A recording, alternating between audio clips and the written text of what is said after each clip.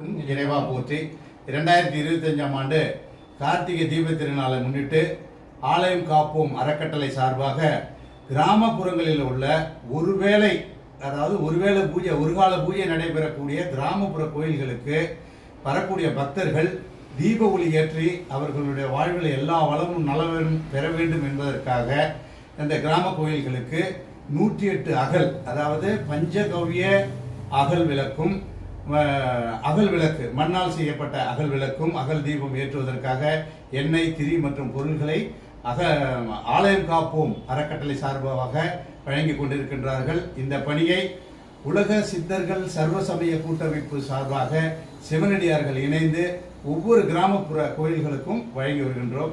இந்த ஒவ்வொருவரும் இந்த கார்த்திகை தீப திருநாள் அன்று அனைவரும் இல்லங்களிலும் கோயில்களிலும் தீப ஒளியேற்றி வழிபாடு செய்து வாழ்வில் எல்லா வளமும் நலமும் பெற வேண்டும். ஓம்